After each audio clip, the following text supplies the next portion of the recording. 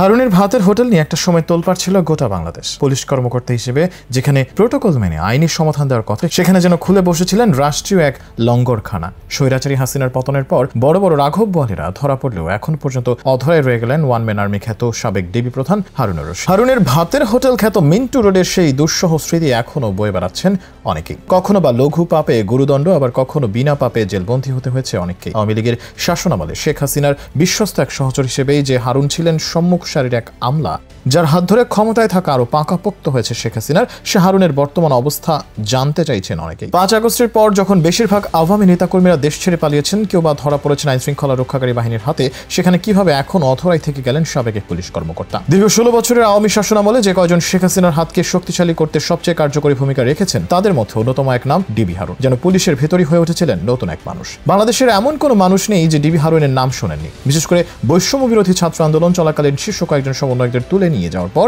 যে নির্যাতন চালানো হয়, তার প্রধান হাতিয়ারও ছিলেন ডিবি হারুন। প্রেস ব্রিফিং থেকে শুরু করে নানা ধরনের পরিকল্পনা প্রণয়নের মতো মাস্টারমাইন্ডও ছিলেন এই পুলিশ কর্মকর্তা। পাশাপাশি অসংখ্য বিরোধী দলীয় নেতাকর্মীদের হয়রানি ও মিথ্যা মামলায় জেলবন্দি করার পেছনে বড় ভূমিকাও ছিল এই পুলিশ কর্মকর্তার। ডিবি হারুনের বিরুদ্ধে অভিযোগের খাতা এতই বড় যে শেখ হাসিনার পতনের পর যেভাবে তাকে খোঁজা হয়েছে, উন্মুক্ত অবস্থায় থাকলে হয়তো এতদিন মব ট্রায়ালের শিকার হতেন। এমনকি তার চেহারার কাছাকাছি একজনকে ডিবি হারুন পরিচয়ে পেটানো হয়েছে। তেমনই এক ভিডিও ভাইরাল হয়েছে গেল আগস্ট মাসে। তাই অনেকের জানতে যাওয়া আসলেই কোথায় আছেন শেখ হাসিনার ওয়ান ম্যান আর্মি খ্যাত ডিবি হারুন। কেউ বলছেন দেশ ছেড়ে পালিয়েছেন, কেউ বলছেন জনতার মার খেয়ে হাসপাতালে আছেন, কেউ আবার বলছেন ঢাকার বাইরে কোথাও গা ঢাকা দিয়ে আছেন। যেটি সত্যি হোক না কেন, ঢাকা মহানগর পুলিশ ডিএমপির অতিরিক্ত কমিশনার, সাবেক ডিবি প্রধান ও সাবেক ডিবি প্রধান হারুনুর রশিদের অবস্থান এখন কোথায় সে বিষয়ে সুস্পষ্ট তথ্য জানা নেই কারণ। পুলিশের ওয়ান ম্যান আর্মি খ্যাত হারুন আছেন ধরাছোঁয়ার বাইরে। এখনো পর্যন্ত সর্বমোট 38 হত্যা মামলায় অভিযুক্ত এই আসামিকে হ্যান্ডকাফ হাতে দেখতে চায় বাংলাদেশের ছাত্র জনতা। জানিয়ে ইতিমধ্যে আলোচনার ঝড় চলছে সামাজিক যোগাযোগ মাধ্যমে। গত 5 আগস্টের পর শেখ হাসিনা সহ প্রশাসনের আলোচিত কর্মকর্তাদের বিরুদ্ধে একের পর এক হত্যা ও গুমের মামলা হয়।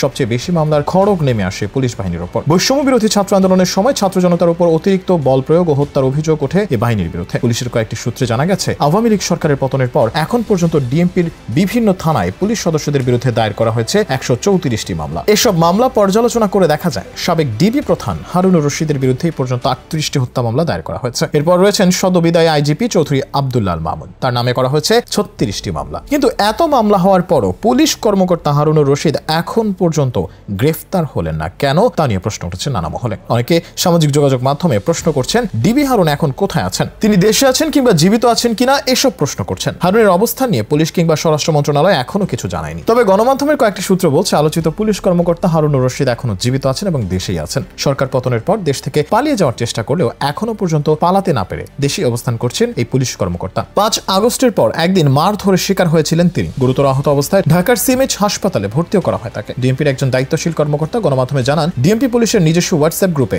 হারুনের ছবি দেখা গেছে। তিনি অসুস্থ অবস্থায় সিএমএইচে ভর্তি ছিলেন। এরপর ছবিটি ডিলিট করে দেওয়া হয়। তবে আমাদের নিশ্চিত করা হয়েছে তিনি সিএমএইচে ছিলেন। তার বর্তমান অবস্থান সম্পর্কে এখনো পরিষ্কার জানা না গেলেও তিনি ঢাকাতেই আছেন বলে জানান ডিএমপির সেই কর্মকর্তা। এর আগে আন্দোলন চলাকালীন 6 সমন্বয়ককে হেফাজতে নিয়ে সমালোচিত হন হারুন। বৈষম্য বিরোধী ছাত্র আন্দোলন চলার সময় গত 26 জুলাই বিকেলে ও দিবাগত রাতে আন্দোলনের 6 সমন্বয়ককে নিরাপত্তার কথা বলে ডিবি হেফাজতে নেওয়া হয়। সেখানে তাদের নির্যাতন করা হয় এবং পরে সমন্বয়কদের দিয়ে জোর করে আন্দোলন প্রত্যাহারের ঘোষণাপত্র পড়ানো হয় বলে অভিযোগ ওঠে। টানা 6 দিন ডিবি কার্যালয়ে রাখার পর সমালোচনার মুখে 6 সমন্বয়ককে পরিবারের জিম্মায় ছেড়ে দেওয়া হয়। এর পরিপ্রেক্ষিতে গত 31 জুলাই হারুনকে বদলি করে ডিএমপির ক্রাইম অ্যান্ড অপারেশনস বিভাগে নেওয়া হয়। তাই সামগ্রিক বিবেচনায় ডিবি হারুনের উপর যে ক্ষোভ জন্ম নিয়েছে সাধারণ মানুষের, তা এখন পরিণত হয়েছে ক্রোধে। বড় বড় অনেক রাঘব বল ধরা পড়লেও এখনো কিভাবে অধরাই রয়ে গেলেন শেখ হাসিনার ওয়ান ম্যান আর্মি খ্যাত এই পুলিশ কর্মকর্তা। অতি শীঘ্রই তাকে হ্যান্ডকাফ হাতে দেখতে চান ভুক্তভোগী পরিবার ও তার উপর ক্ষুব্ধ সাধারণ জনতা। রাষ্ট্রের একটি জনগুরুত্বপূর্ণ পদে থেকেও পদলেহন করেছেন একটি রাজনৈতিক দলের। বিভাজনের রাজনীতিতে প্রধান এক কুশীলব হিসেবে কাজ করেছেন দীর্ঘদিন। এমনকি